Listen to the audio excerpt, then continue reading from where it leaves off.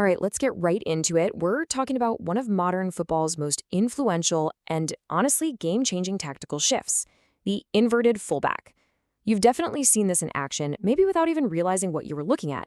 It's a tactic that has completely rewired how the best teams defend, how they control the middle of the park, and how they build their attacks. So, what in the world is an inverted fullback? I know the name sounds a bit technical, a bit jargony, but the idea behind it, well, it's a complete break from everything we thought we knew about the player who's supposed to just run up and down the sideline. Okay, so in the simplest terms, think of it like this. You've got a defender who, the second their team has the ball, transforms into an extra midfielder. Instead of hugging that touchline, they drift inside, they invert. And that one little movement, it completely changes the geometry of the pitch and opens up a whole new playbook. And this chart here just lays out the difference perfectly. On the left, you've got your classic traditional fullback. Their world is the white line, their job is to stretch the field, overlap, and whip in crosses. But the inverted fullback on the right, they're playing a totally different game. They operate in the engine room, right in the heart of the action, almost like a central midfielder, pulling the strings and connecting play. Okay, so why is this role such a big deal? I mean, why are some of the smartest managers in the world completely obsessed with it? Well, it's not just some passing fad. There are some huge, tangible benefits you get on the pitch that make this move so incredibly powerful. The advantages are just massive, and they create this incredible domino effect all over the pitch. We're talking about everything from gaining an almost unfair advantage in the midfield to, get this, building a stronger defensive wall while you're still attacking. And really, when you boil it all down, it comes down to simple math. By tucking that fullback inside, you instantly create a numerical advantage right where it matters most. You get a 3 versus 2, or maybe a 4 versus 3. This overload, this +1 in the center, makes it so much easier to keep the ball, to break lines, and basically to control the entire flow of the game.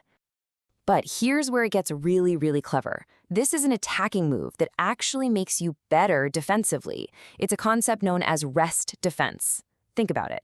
Because that inverted fullback is already in a central position when your team loses the ball, they are in the absolute perfect spot to snuff out a counterattack before it even gets started. It's like having a bodyguard already in position. But, like any super powerful tactic, it's not some magic bullet. It doesn't come for free. Using an inverted fullback comes with some pretty big risks, and it puts a ton of pressure not just on that one player, but on the whole team to be perfectly in sync. Which brings up a really important question, right? If this is so great, why isn't every single team doing it? What are the weak spots? What are the vulnerabilities that a savvy opponent can look to exploit? The number one absolute biggest risk? It's that huge, gaping space it leaves out on the flank. When that fullback tucks inside, they're basically vacating prime real estate. And you better believe a fast, tricky winger on the other team is just licking their chops, waiting to attack that space. One quick switch of play, and suddenly their best attacker has a one-on-one situation. So what this all means is that you can't just plug any old fullback into this role and expect it to work. No way. You need a special kind of player, someone with the technical skills of a midfielder, the tactical brain of a grandmaster, and the engine of a marathon runner. And on top of that, the entire team has to be coached to perfection, rotating and covering for each other. If one piece is off, the whole thing can just crumble. All right, so we've got the fundamentals down. Now, let's get into the really cool advanced variations, because this isn't a one-size-fits-all system. The best managers are constantly adapting the role based on the opponent, the score, and what the game is asking for. And that's the thing. This role is unbelievably flexible. A manager might ask the fullback to invert into a deeper position, forming what's called a double pivot, a two-man shield right in front of the defense. That's for maximum control. Or they can let them off the leash and have them push way up into the final third, almost like an extra attacking midfielder, just to create chaos and pin the other team back. And it's not just where they invert, it's also how many. You could just invert one fullback, which creates a more balanced, kind of asymmetric shape that often morphs into a back three when you have the ball. It's a nice balance.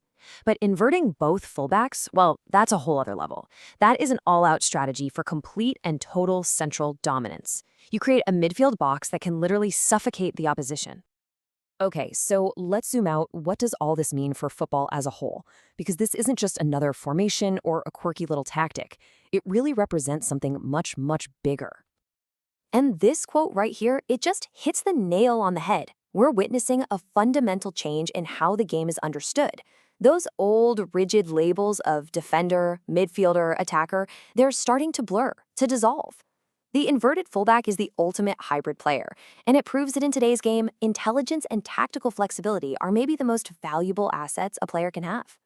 So the big takeaway here is this. Football is always evolving. It never, ever stands still.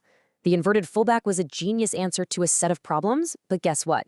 Opponents are already adapting, already cooking up ways to counter it, which leaves us with a really fascinating question to think about. What's the next evolution? What will the defensive player of the future look like? And what new hybrid role is waiting just around the corner?